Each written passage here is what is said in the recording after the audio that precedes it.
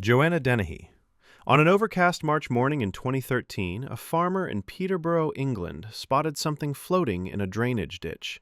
The body of a man, wrapped in a black coat.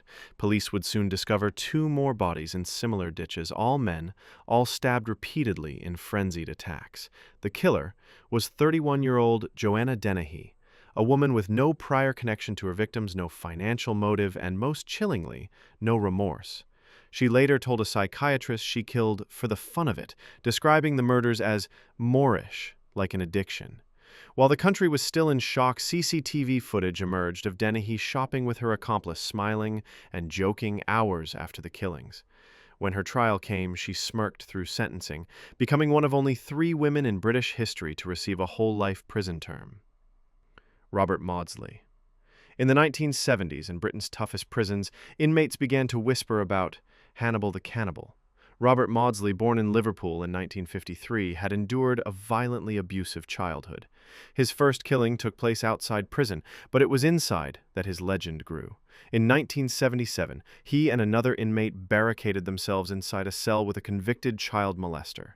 When guards broke in, they found the man dead, his skull shattered, and part of his brain missing, leading to the rumor Maudsley had eaten it. Whether or not the cannibalism was true, the violence was real. He killed 3 more inmates in similarly brutal fashion. Authorities eventually sealed him inside a custom-built glass cell in Wakefield Prison, where he has remained in solitary confinement for over 40 years. Dorothea Puente. In Sacramento, California, a 2-story Victorian boarding house seemed like a safe haven for the elderly and disabled. The landlady, Dorothea Puente, served hot meals, listened to their stories, and offered affordable rent. But neighbors began to notice something strange. Tenants disappeared without explanation. In 1988, police, acting on a missing person report, dug up her backyard and uncovered body after body. Puente had been murdering her boarders, collecting their benefit checks, and burying them in shallow graves just feet from her kitchen. Even after being caught, she insisted she was innocent, claiming she took care of her tenants, a phrase that now sounded far more sinister. Anatoly Moskvin. In 2011, police in Nizhny Novgorod, Russia, investigating a string of grave robberies, entered the apartment of Anatoly Moskvin, a well-known local historian.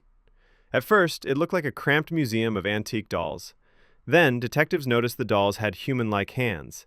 Each doll was the mummified corpse of a young girl, exhumed from local cemeteries and dressed in elaborate clothing. Moskvin admitted to desecrating 26 graves. He claimed he wanted to bring the girls back to life, and had kept them as companions. Locals had known him as eccentric but harmless, never suspecting he was sleeping beside the dead. Amelia Dyer. Victorian England was full of hidden horrors, and Amelia Dyer was one of the worst. She offered a service known as baby farming, where unmarried mothers could pay her to care for their infants. Instead of finding the children new homes, Dyer strangled them with dressmaking tape, wrapped them in cloth, and dumped them in the River Thames. Police believe she killed more than 400 babies over decades. Her downfall came in 1896 when a package containing the body of a baby was pulled from the river.